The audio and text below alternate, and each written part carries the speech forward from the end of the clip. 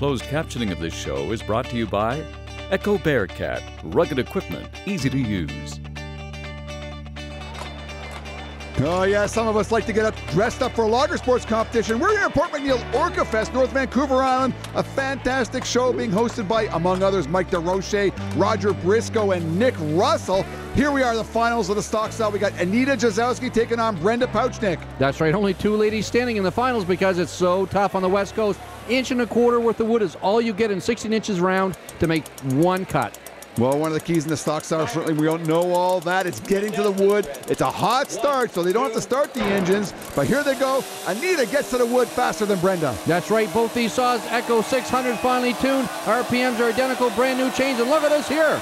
Anita Jazowski is going to win the stock saw event. Now, Brenda, I heard the judge talking to you about hitting the plywood, and that was one thing. But you said you did numerous things? My cut was too thick. It was hard. It was just tight with the bolts and stuff like that. 1.25 inch wood is pretty tight. Well, I saw you when you were setting up there. You were very tight for space. You were leaning against the bunk log here, and your saw was on a lean. Yeah. So it wasn't best ideal conditions, but just take what you get. Thanks, Brenda. Thanks. Well, certainly Brenda Pouchnick catching a few bad breaks there. Not only a thick disc, but if you want to be good with a chainsaw, you shouldn't be driving into the ground. Especially in a stock saw event, Bill, because everybody wants the same advantage. If you hit that plywood or even the ground, it's going to dull that chain. The next person is a huge disadvantage. Well, here are the next two people. We got Mooney taking on Pouchnick in the men's stock style. We got two heats at 2, and these guys, it's a cold start, and look how fast they get to the wood after starting the machine. Right. Getting to the wood makes all the advantage in the world, and of course you have to listen to the RPMs, make sure you're revving as fast as you can. How about that? He's off at 9.6. Matt, you had a pretty good time there, but just tell me about that rule that you got disqualified for. Well, if you come down too hard and you hit the plywood, it's sort of like throwing it into the rocks and you get DQ'd for that.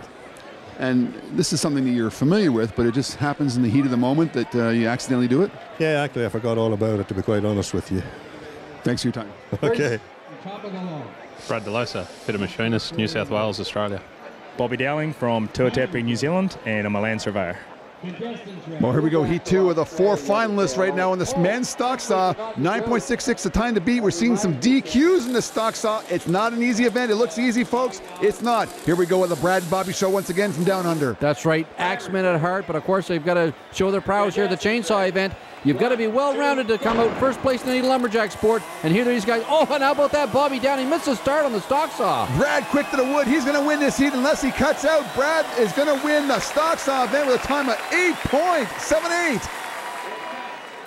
Winning the stock saw is always maybe a crapshoot. Anybody can win that game. But just tell me, is that something you work on, or do you work more on your axe and your single buck? No, it's definitely an important event, you know. It's one of the most important events because a lot of the guys are competitive for the chopping, you know, and everything's got to go right. And if you're not up to speed on it and you get beaten and lose a lot of points, you know, it certainly costs you at the end of the day. So, yeah, it's something that I'd have spent a bit of time on, you know, to try and keep myself at the top of the game. And, yeah, it was good to come out with the win there today.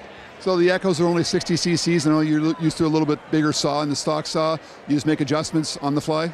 Yeah, it's all about how the engine performs in the wood. So you've got to really listen to the revs of the engine. If you put too much weight on it, slow the chain speed down, and if you haven't got enough on it, obviously you're not cutting enough wood, you know. So it's all about just the ear coordination to listen and just put exactly the right amount of weight on the saw. Well, there it is. The stock saw is now in the books, and we've got a pattern going on. Once again, it's Brad, Derek, and Bobby, the non-Canadians, finishing 1, 2, 3.